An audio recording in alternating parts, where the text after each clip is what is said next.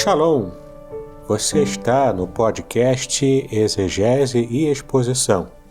Exegese on demand para você. Aqui é o Davidson Bignon. Eu sou mestre em Ciências da Religião, professor de Exegese Bíblica no seminário, pastor congregacional e também publisher editorial. Eu ajudo pastores e líderes cristãos a fazer estudos bíblicos na igreja sem ter problemas com interpretações erradas. Então, se você está pensando em compreender a sua Bíblia com segurança, não deixe de assistir a mais episódios como este aqui. Muito bem, então assine o canal, acione o sininho, curta, comente e também compartilhe. Você poderá me dar uma força me ajudando a ampliar o alcance com os estudos bíblicos de qualidade na internet.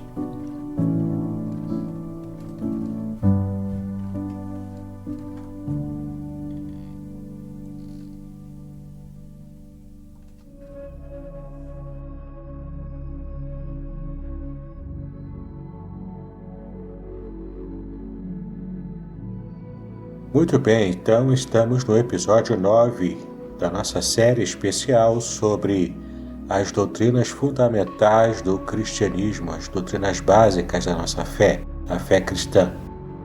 E nós vamos falar hoje sobre o tema Você Precisa Crescer.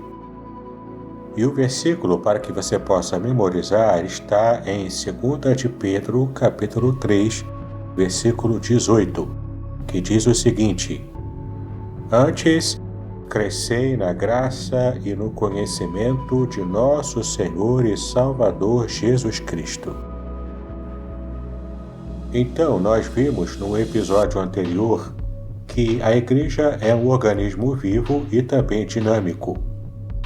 Sendo assim, é também o organismo que cresce, ele evolui, ele cresce.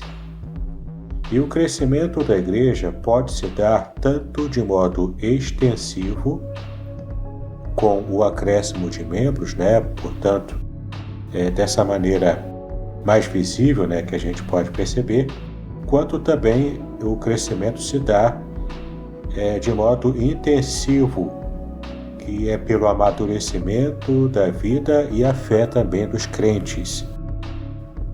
E essa é uma forma de crescimento que é interna, portanto, ela não é plenamente visível para que as pessoas possam perceber.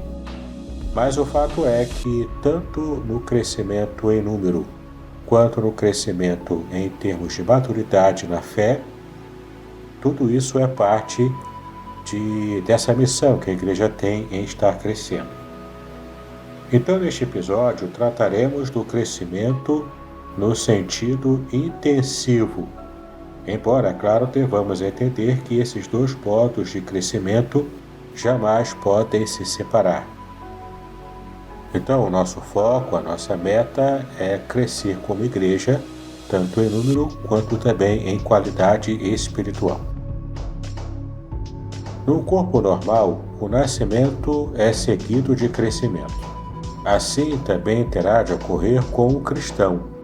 Nascido de novo, ele precisa crescer para alcançar a maturidade em Cristo. Isto deve ser o seu alvo. E mesmo que a perfeição plena seja inatingível aqui na Terra, devemos procurar alcançá-la, como demonstra Paulo em Filipenses, capítulo 3, dos versículos 12 a 14. Leia, portanto, o texto bíblico e anote em seu caderno as duas frases em que o apóstolo Paulo demonstra o seu desejo de atingir o alvo. Você vai procurar anotar aí do versículo 12 e também do versículo 14. Em um outro texto, a Bíblia também ensina sobre a responsabilidade do cristão quanto ao seu desenvolvimento espiritual. Observe o que diz em 2 de Pedro, capítulo 3, versículo 18, aí na sua Bíblia. Então, a direção do crescimento é a graça de Cristo, que é o benefício do seu favor imerecido em nossa vida. E também o conhecimento de Cristo, que é aquilo que dele aprendemos em nossa experiência cristã. Tudo isso a fim de promover o crescimento espiritual do cristão, e então Deus fornece alguns recursos para que o cristão possa crescer na fé. O primeiro recurso é a própria Palavra de Deus. A Bíblia, sim, a Palavra de Deus, é o nosso alimento espiritual. E se o aproveitamos, temos o essencial para um melhor conhecimento de Deus e da sua vontade. Ela, portanto, é alimento indispensável para a vida, conforme ensinou Jesus Cristo, né? Em Mateus capítulo 4, versículo 4, e você pode conferir também em João capítulo 6, versículo 63. Então, abra a palavra de Deus em Mateus capítulo 4, versículo 4 e anote, percebendo o que o texto diz sobre a palavra de Deus. Mas alguém pode perguntar, por que afinal a Bíblia é tão importante? Por vários motivos. O primeiro deles é que ela é a revelação de Deus aos homens. Ora, revelar é tornar manifesto o que antes estava oculto, o que estava antigamente escondido. Foi isto que Deus fez através da palavra escrita. Deus mostrou-se a si mesmo e declarou a sua vontade à humanidade por meio da Bíblia. Para escrever este livro, ele usou cerca de 40 homens durante um período aproximado de 1.600 anos. Estes homens foram inspirados por Deus. O Espírito Santo os guiou no cumprimento da tarefa. Para que você possa perceber isso, examine 2 textos que afirmam essa verdade. O primeiro deles é 2 de Pedro, capítulo 1, versículo 21. E o segundo texto é 2 Timóteo, capítulo 3, versículo 16. Se você desejar, anote no seu caderno o que cada um desses textos fala sobre a revelação de Deus aos homens através da sua palavra. Então, sendo a revelação de Deus aos homens, a Bíblia é a orientação que o cristão precisa para todos os momentos e ocasiões da vida. Nela, o cristão sincero encontra o caminho a seguir e ouve o próprio Deus falando-lhe ao coração pela sua leitura, meditação e também estudo. Bom, além de a Bíblia ser a revelação de Deus aos homens, ela também é útil para o crente. Ela tem uma finalidade bastante prática na vida espiritual do crente. Veja então agora o restante do texto de 2 Timóteo, capítulo 3, versículo 16, e observe como o texto diz que a palavra de Deus é útil para a vida do crente. Muito bem, o texto diz que a Bíblia ensina. Sim, ela indica qual deve ser a conduta do cristão que agora experimenta uma nova vida e então precisa andar por novos caminhos, cumprindo a vontade de Deus. A Bíblia ensina como desempenhar o papel de filho, de pai, de esposo, de esposa, traz orientação quanto ao relacionamento no trabalho e outros temas também, né? Além de ensinar, a Bíblia também repreende. A palavra de Deus age também como instrumento de repreensão e exortação. O Espírito de Deus a usa para tocar a nossa consciência e repreender-nos. Você pode ver isso em Hebreus capítulo 4, versículo 12, e deve anotar também no seu caderno o quanto a palavra de Deus é poderosa, como aparece nesse versículo. Então a Bíblia ela é útil para o crente porque, além de ensinar e repreender, 2 Timóteo 3,16 também diz que ela corrige. As Escrituras, portanto, mostram o caminho para consertar o erro ou para mudar o estilo de vida. Mediante a repreensão da palavra, devemos imediatamente perguntar: o que eu posso fazer agora para acertar a minha vida, diante daquilo que eu li na palavra de Deus? Para terminarmos então esse tópico, a Bíblia também educa na justiça. Ou seja, ela orienta para uma vida justa, reta, sem desvios. Na verdade, a Escritura é o principal recurso que Deus dá ao cristão para que ele alcance o crescimento espiritual. O propósito final da Bíblia está claro no versículo 17 de 2 Timóteo, capítulo 3. Você pode observar o versículo e fazer suas anotações no seu caderno. E então, você pode até me perguntar, mas como eu posso utilizar a Bíblia? Ora, na própria Bíblia encontramos conselhos acerca de sua utilização como um recurso para o crescimento espiritual. Então, como devemos usá-la? Primeiro, devemos ouvi-la. De que modo pode surgir a fé no coração do homem? Leia em Romanos capítulo 10, versículo 17, para que você descubra a resposta para essa questão. Além de ouvir, nós também devemos ler a palavra. A Bíblia deve ser lida diariamente.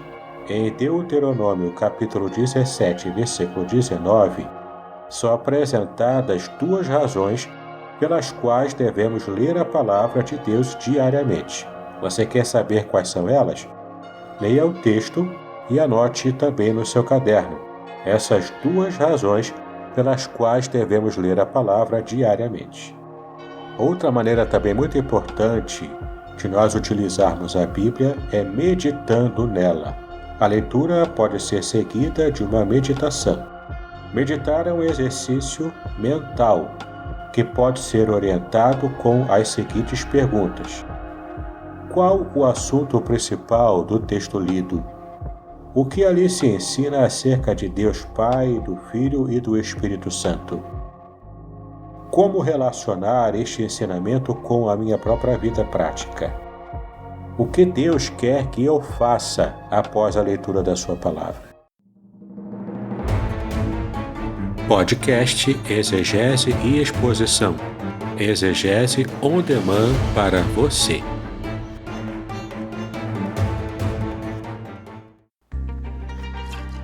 Observe que quando a gente se refere aqui a meditação, não é aquela ideia de meditação transcendental, ou aquela meditação em que a pessoa esvazia a mente para que comece a ter contato com o mundo espiritual. Não é a esse tipo de meditação que nós estamos nos referindo. Mas, na verdade, é estarmos meditando com o texto da Bíblia à nossa frente. Então, você deve ler a palavra, deve ter contato direto com o texto e depois meditar, pensar sobre aquilo que você acabou de ler, acabou de estudar. Faça então este exercício na dependência do Espírito Santo e abra o seu coração para Deus. Um grande herói recebeu a ordem para meditar, a fim de ser bem-sucedido. E você pode conferir essa mensagem em Josué, capítulo 1, versículo 8, o quanto Deus mandou que ele pudesse estar meditando na palavra do Senhor. Uma outra forma também muito importante, mas infelizmente negligenciada no meio evangélico, para que possamos usar a Bíblia, é estudá-la. O estudo já é um passo mais avançado para conhecer a Bíblia, e ele exige mais tempo e maior esforço mental. Mas olha só, se queremos realmente crescer espiritualmente, precisamos examinar mais detidamente a palavra de Deus. Era assim que faziam aqueles judeus da cidade de Bereia, como você pode ver em Atos capítulo 17, no versículo 11. Dá uma conferida aí para que você entenda qual era a postura daqueles judeus que estavam recebendo a pregação do apóstolo Paulo. Sim, sem dúvida, nós aprendemos mais da palavra quando estudamos com persistência essa mesma palavra. É aconselhável que o cristão separe pelo menos algumas horas semanais para o estudo da Bíblia. E é isso que você está fazendo agora, né? Você está separando um tempo para que você estude a palavra de Deus através dos áudios deste podcast. A última maneira da gente estar usando a palavra de Deus de modo adequado, de modo abençoador, além disso tudo, é memorizar a palavra de Deus. Portanto, nós devemos procurar guardar na mente a palavra, para então utilizá-la quando for necessário.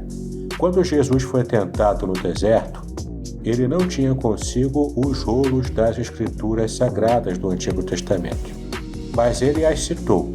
Confira em Mateus capítulo 4, de 1 a 11.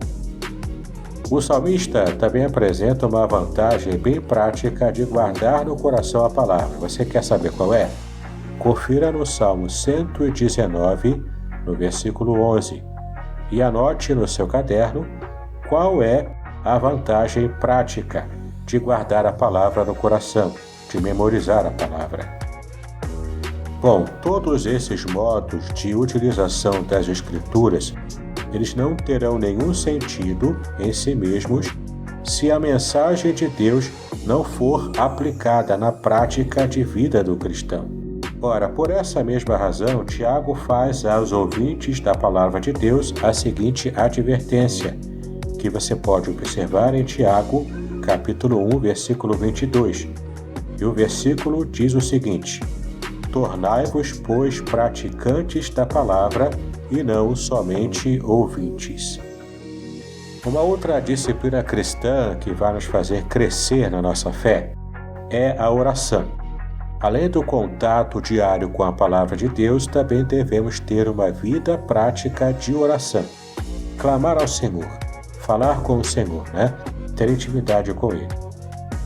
Deus então nos fala por meio da sua palavra, e nós falamos com Ele através da oração. Este é um dos maiores privilégios que os filhos de Deus têm. Mas então você pode perguntar, o que é a oração, A oração é basicamente uma conversa com Deus. Não é uma fórmula mágica de palavras dirigidas a Deus em troca de algum benefício pessoal.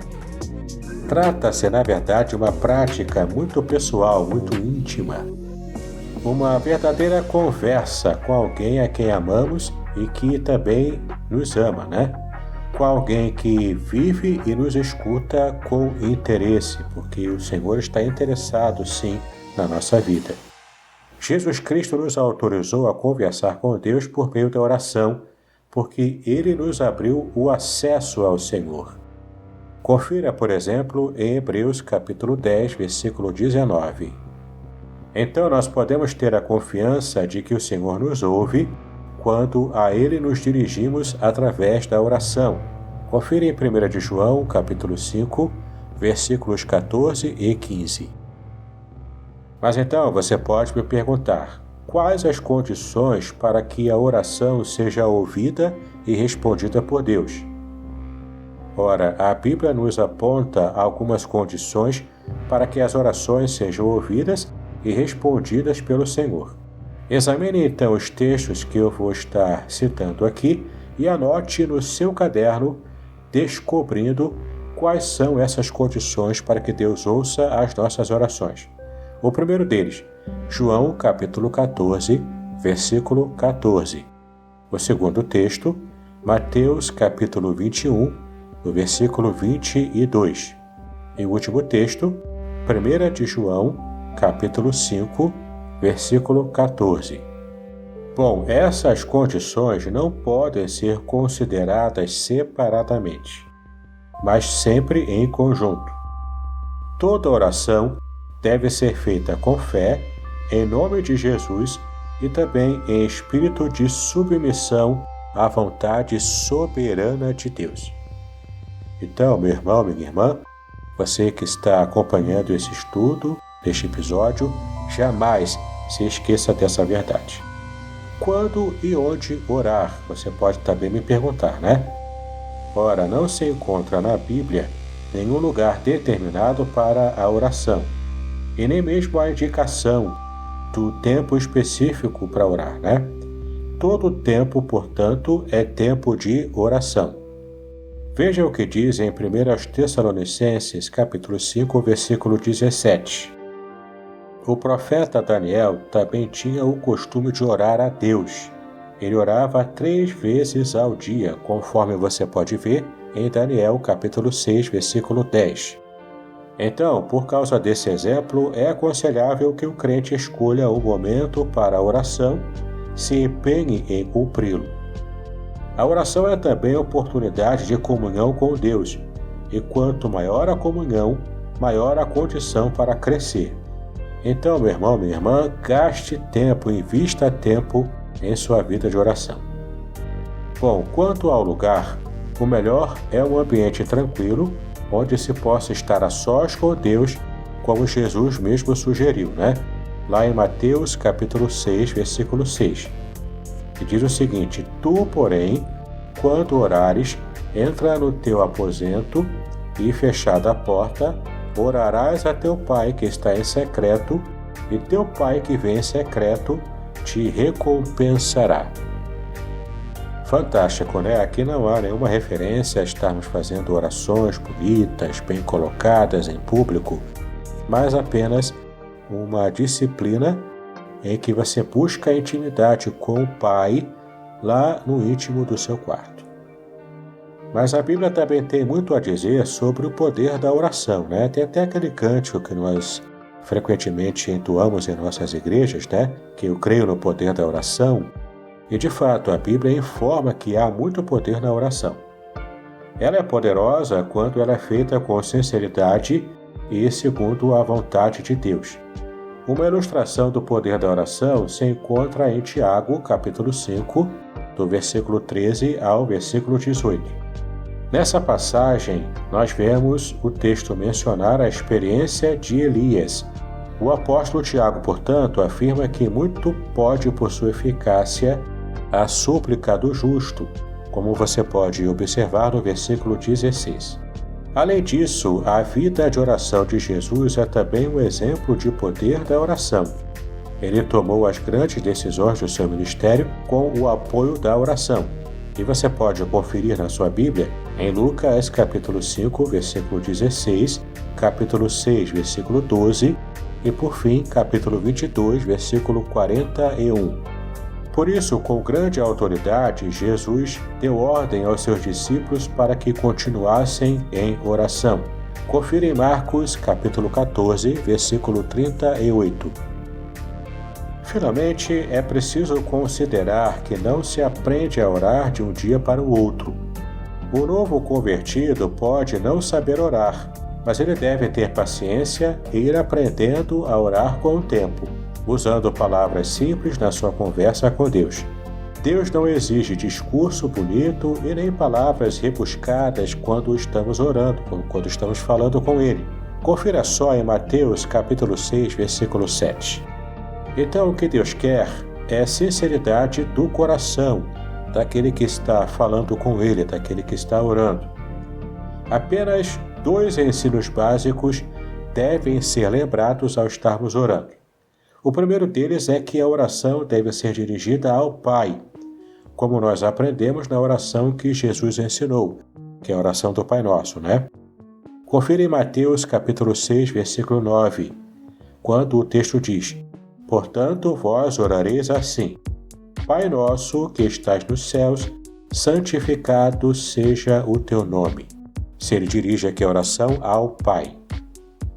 O outro ensinamento que precisamos também nos lembrar quando estivermos orando é que a oração deve ser feita em nome de Jesus Cristo, como também o próprio Cristo ensinou em João 14, versículos 13 e 14, que diz o seguinte: E tudo quanto pedirdes em meu nome, isso o farei, a fim de que o Pai seja glorificado no Filho.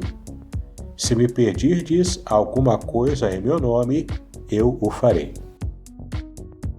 Então o texto está muito claro, né? Precisamos sempre orar em nome do Senhor Jesus Cristo.